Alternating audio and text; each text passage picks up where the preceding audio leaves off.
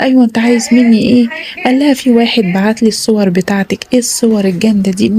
معقوله انت طلعتي مغفلانا كلنا؟ انا اسمي مصطفى والنهارده جيت احكي لكم حكايتي. لكن قبل ما ابدا ما تنسوش تصلوا على خير خلق الله، اللهم صل وسلم وبارك على سيدنا محمد وعلى اله وصحبه اجمعين. انا مصطفى. انا كبرت واتولدت في اسره يعني فوق المتوسطه نوعا ما. أسرتي مكونة من أب وأم، وأنا الكبير، وعندي أختي صغيرة. أختي دي تبقى أصغر مني ب3 سنين. أسرتنا مستقرة وعايشين حياة كويسة وهادية. أبويا مسافر من وإحنا صغيرين. أبويا شغال في دولة من دول الخليج، بينزل أجازات مرة في السنة أو مرتين على حسب ظروفه يعني. المهم انه دايما مش موجود معانا، ومش معنى انه مش موجود معانا ان احنا نكون ماشيين على حل شعرنا، لا بالعكس. برغم ان احنا يعني شباب وكده، لكن ابويا كان مربينا انا واختي، مربيني احسن تربية، ومعلمنا الحلال من الحرام والصح من الغلط. حتى وهو بعيد كده كنا بنخاف منه، علشان لما توصل له اي كلمة بيحجز طيران على طول ويجي ويندمنا على اليوم اللي احنا اتولدنا فيه. ولو عملنا حاجة صح أو مشينا مظبوطين ما أقولكوش بيعمل ايه، يجيب لنا أحسن هدايا ويدلعنا آخر دلع. أنا كان عندي واحد صاحبي، وصاحبي ده كان جارنا، كان ساكن في نفس الحارة أو الشارع اللي احنا ساكنين فيه. المهم هو كان صاحبي ده شخصية ضعيفة نوعا ما، يعني كان من النوع اللي هو شكلا الناس تقول عليه جميل قوي. أنا ما بعيبش على خلقة ربنا، بس يعني شخصيته كانت ضعيفة.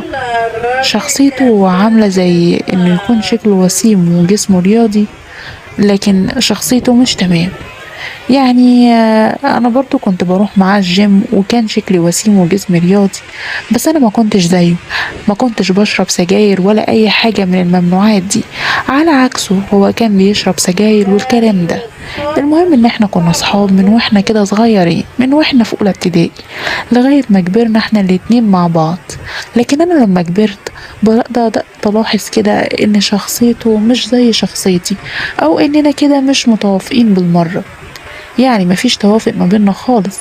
حاولت ان انا ابعد عنه بكل الطرق، لكن كل ما كنت بحاول ابعد عنه بلاقي امه توقفني وتقولي علشان خاطري، علشان خاطري يا مصطفى ما تبعدش عن فلان. فلان ده بيحبك وصاحبك، وانت صاحبه الوحيد، وكبرتوا كمان مع بعض. ما احنا كبرنا مع بعض في نفس الحي وفي نفس المدرسة. وبصراحة امه كانت بتقعد تقول لي كلام بصراحة يخليني ان هو يصعب عليا، علشان هي عايزة ابنها يعني يبقى زيي، عايزاه يبقى مظبوط كده ويروح الجيم ويهتم بنفسه ويهتم بلبسه. هو كان كل همه بس ان هو اول ما تقع في ايده فلوس يروح يجري يشرب حاجات مش كويسة، يشرب مخدرات والحاجات اللي زي اللي انتوا عارفينها دي. المهم لما امه بدأت تتكلم معايا بصراحة انا اتراجعت في كلامي، وقلت اما اقف معاه، ما هو برضو صاحبي وصديقي من صغري. والمهم مرة ورا مرة كنت انا بجره يروح معايا على الجيم، وبحاول يعني ان انا ادله على سكة الخير، واحاول ان انا ابعده عن السكة الوحشة دي. المهم ان انا كنت بجره للسكة الحلوة، برغم ان امي كانت دايما تتخانق معايا وتقول لي ابعد عن كذا وابعد عن فلان، ويا ابني ابعد عن فلان احنا ده مش كويس. اقول لها يا امي ده صاحبي وما ينفعش ان انا ابعد عنه و كلام من ده، وما تخافيش انا متربي وعارف الصح من الغلط. المهم فضلت علاقتنا ماشية تمام التمام وعادي لغاية ما حصلت الحاجة اللي خلتني هتجنن. المهم في يوم من الايام صاحبي ده جالي وقال لي انا عايز اخطب. فقلت له تخطب؟ هو انت يا ابني مش بتحب فلان؟ مش بتحب بنت كده؟ هو كان في بنت كده بيحبها وقال لي لا لا لا، ما هي فلانة يعني سابتني واتخطبت، وبصراحة انا اصلا البنت دي مش من ذوقي ومش من النوع اللي انا عاوزه. انا عايز واحدة محترمة يعني وبنت ناس وتكون مؤدبة، وانا ما حصليش كلام معاها قبل كده يعني ما اتكلمتش معاها. قلت له طيب مين العروسة بقى دي اللي انت عايزها؟ قال لي بصراحة بقى كده يا صاحبي انا عايزة اتقدم لاختك. واختي ساعتها كانت عندها 18 سنة. انا طبعا اتضايقت من الكلام، يعني ما بلعتش الكلام ده ازاي يعني انا هجوز اختي لواحد زيك. المهم ان انا ما بينتلوش اي حاجه وقلت له طبعا عشان انا ما اجرحش مشاعره بالكلام وكده، قلت له انت فاجئتني بطلبك ده، بس انا لازم الاول اتكلم مع بابا وماما واختي وان شاء الله هي لو وافقت هرد عليك، ده انت صاحبي وحبيبي وانا اتمنى يعني ان انت تناسب اختي وكده. المهم رجعت على البيت وقلت لامي ان فلان عايز يتجوز اختي. امي طبعا قالت مين يتجوز اختك، انت اتجننت ولا ايه؟ لا طبعا ده ولد ده مش متربي، ده ولد ده مش كويس و انت لازم ترفضه. قلت لها ياما ماشي، ما انا مرضتش اقول له لا، بس انا قلت اشور عليكم برضو واعرف منكم انتوا هترفضوا ولا ايه. واصلا اختي كمان قالت لي لا وده مش ذوقي، وانا اصلا ما بفكرش في الجواز دلوقتي، ده انا لسه صغيره ولسه المستقبل قدامي. قلت لها يا بنتي وانا جبرتك على حاجه ولا قلت لك اتجوزيه؟ انا بس بقول لكم وبعرفكم عشان انا هروح اقول له لا. وفعلا رحت وقلت له لا يا ابن الناس، انا لا امي ولا ابويا ولا اختي موافقين، وهم اصلا ما بيفكروش يجوزوها دلوقتي، البنت لسه صغيره ولسه بتدرس ولسه كمان المستقبل قدامها. طبعا لما قلت له كده هو هنا حقد على اختي وحقد عليا وعلى عيلتي كلها. هو اصلا طول عمره كان بيحقد عليا، لدرجه ان لما كان ابويا بينزل ويشتري لنا هدايا ويجيب لي لبس او مثلا تليفون كان بيغير جدا وكان وشه بيقلب الوان. بس انا يعني مش مهم، ما كنتش باخد كل ده في بالي. المهم خلاص موضوع الجواز ده خلصنا منه واتقفل وخلاص. اتاريه بقى مسكتش من هنا، لا ده راح لاختي وعمل اكونت فيك على الفيسبوك وراح بعت لها منه طلب صداقة. اختي طبعا لما شافته ما قبلتوش، ما هي طبيعي ما بتقبلش طلبات صداقة من الناس الغريبة، وما تقبلش طلب صداقة من حد ما تعرفوش. هو اصلا كان حاطط صور حد تاني، عامل اكونت فيك يعني. المهم قعد يبعت لها ويضغط عليها لغاية ما ردت عليه وقبلت الصداقة، واتكلم معاها وقال لها ده انا معجب بيكي وبصراحة انا حبيتك. والغلط بقى اللي كانت عاملاه اختي ان هي كانت حاطة صورتها على البروفايل. المهم قال لها ده انا شفت صورتك وعجبتني جدا وانا شغال مهندس وقعد يشكر في نفسه ان هو ساكن في محافظة فلان الفلان. المهم قعد يقول لها شوية حاجات كده لغاية ما البنت ايه صدقته واقتنعت بكل كلامه، اقتنعت يعني بكل كلامه، وقالت خلاص ده انا وقعت واقفة، ده انا وقعت على مهندس مرة واحدة، ده انا حظي من السما.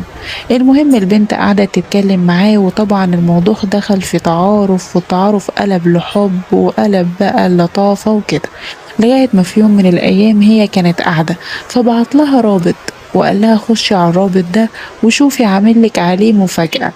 اختي بقى دخلت على الرابط ده بحسن نية وبكل تلقائية، ما كانتش تعرف انه هيهكر تليفونها بكل ما فيه وهياخد كل صورها.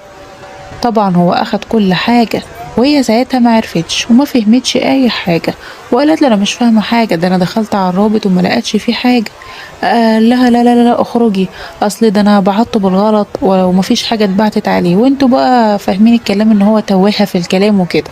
طبعا اختي مش حاطة في دماغها حاجة خالص، مش حاطة في دماغها ان هو يخدعها، وقعد يتوهها في الكلام، وطبعا اختي مش حاطة في دماغها لغاية ما عدى 3 ايام كده وقام جاي لها صور، الصور بتاعتها جات لها متفبركة ومتصورة مع شاب حضنها او مثلا قاعدة على رجله مش عارفة بتعمل ايه. طبعا اختي لما شافت الصور من هنا انهارت، وساعتها ما بقتش عارفة الحاجات دي حصلت ازاي، ده هي ما بتخرجش من البيت فازاي ده حصل.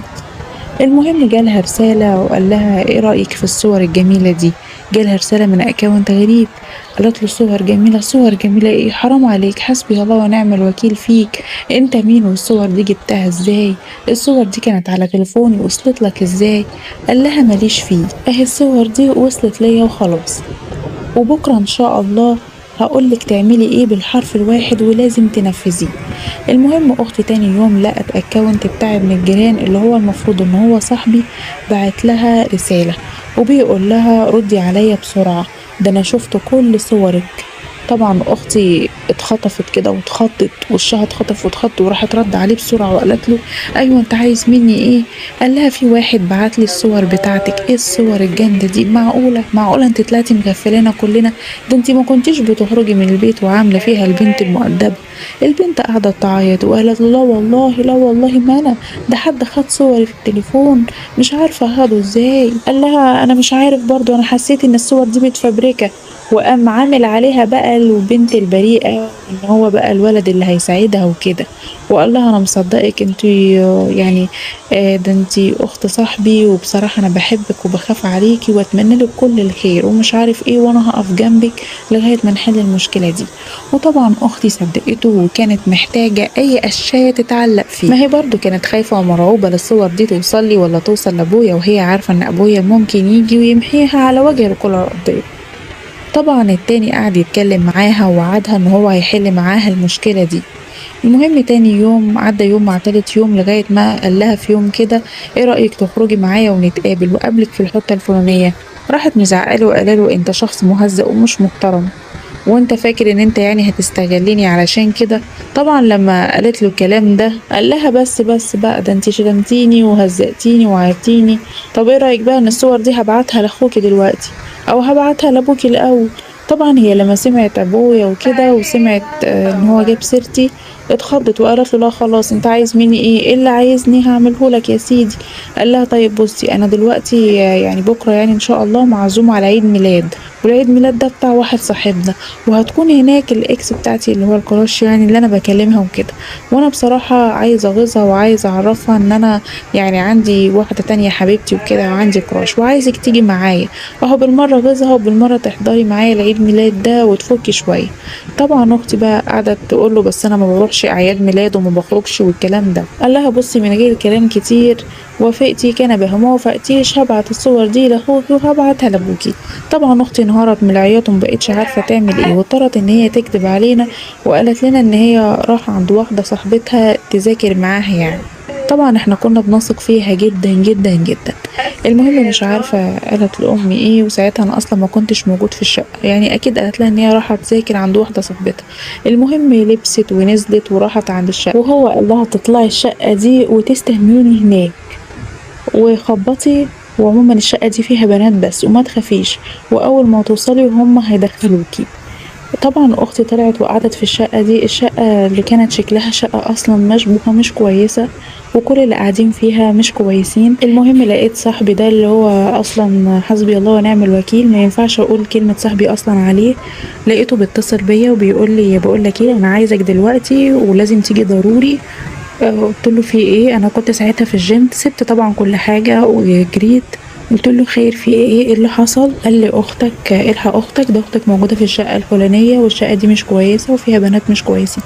قلت له ايه ده، ايه الكلام اللي انت بتقوله ده، ما تحترم نفسك، انت ازاي تتكلم كده، انت ازاي تقول كده، ايه قله الادب دي، انت اكيد مجنون علشان تتكلم كده عن اختي. قال يا سيدي انا مش مجنون ولا حاجه، انا خايف على شرفك وخايف على سمعتك. يا سيدي لو مش مصدقني يلا تعالى معايا ونطلع ونشوف. طبعا انا الدم جري في عروقي وطلعت اجري معاه علشان عايز اعرف الكلام ده صح ولا لا. وانا جوايا بقى كنت متأكد ان اكيد مليون في المية اختي مستحيل تعمل حاجة زي كده او تروح يعني شقق من الشقق دي. رحت جريت زي المجنون وخبطت، اول ما خبطت كده لقيت واحده كده شكلها غريب فتحتني، واحده شمال يعني.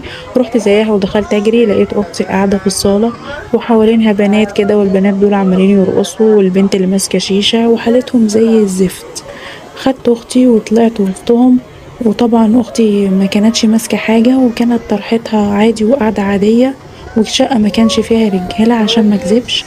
مسكت اختي من شعرها وخرجتها من هناك. وصاحبي التاني يلا الله ينتقم منه راح عند الحارة وقال اخت الحقوا اخت فلانة جايبها من شقة مشبوهة. طبعا الموضوع الموضوع اتنشر في الحارة كلها. امي طبعا لما سمعت كده قعدت تصرخ وقعدت تلطم وتعيط وتضرب في اختي، وانا برضو كنت منهار وقعدت اضرب فيها لغايه ما كانت خلاص هتموت مننا. واختي قعدت تقول لي اسمعني والله العظيم ما عملت حاجه والله العظيم.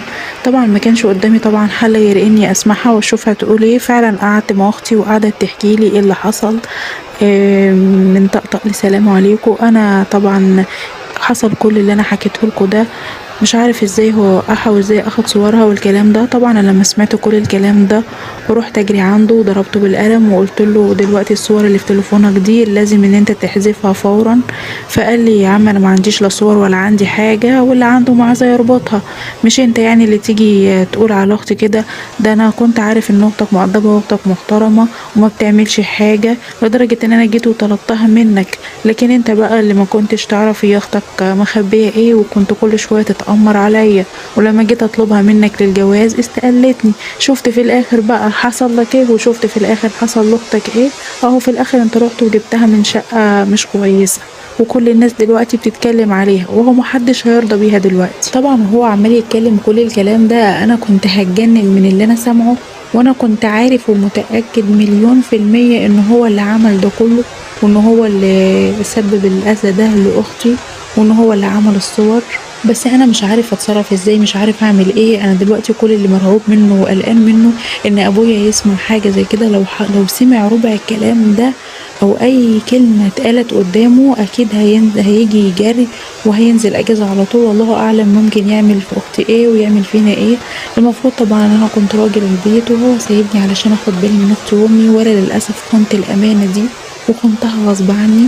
انا بجد مش عارف اعمل ايه. اختي كانت قاعده معايا في البيت وما بتكلمش حد، وقافله على الاوضه على نفسها ال24 ساعه. اختي بقت مش طبيعيه ومبقتش بتخرج من البيت، وامي كانت كل شويه نروح نخبط عليها علشان نصحيها لا تكون عملت حاجه في نفسها. بقينا قاعدين في رعب بالظبط مش عارفين نعمل ايه. وابويا هو فاضله شهر وينزل اجازه، والله اعلم الناس ممكن تقوله ايه. انا مبقتش بقدر امشي في الشارع، في الحاره كلها مش عارف امشي، الناس كلها بتتكلم عني. حاولت ان انا اتكلم هنا واتكلم هنا بس للاسف محدش عايز يفهمني. الناس زي ما يكون ما بيصدقوا اي كلام يتقال ويصدقوه، وما بيصدقوش يعني بيصدقوا اللي هم عايزينه وما يصدقوش اللي هم مش عايزينه. انا ندمت ندم عمري ان انا اديت فرصه لشخص زي ده ان هو يخش حياتي ويتعرف حتى على عيلتي. انا ندمت ندم عمري ان انا خليت واحد زي ده يبقى صاحبي، غلطة عمري وندمانة عليها. بس انا دلوقتي مش عايزة اعمل ايه، انا مش عارف اعمل ايه. انا كل اللي عايزة دلوقتي ان انا احاول ان انا انقذ اختي او اطلعها من اللي هي فيه ده. انا مش عايزة اخلي ابويا بشتى الطرق انه يعرف اي حاجة عن الموضوع ده. فياريت تقولولي على حل اعمل ايه. انا اعتبرتكم يعني عايزاكم تعتبروني زي اخوكم وتقولولي اعمل ايه في القصة اللي انا واقع فيها دي كانت حكايتي النهاردة. ياريت تقولولي وتنصحوني بدون تجريح، وانا مستني كل ارائكم وتعليقاتكم في التعليقات.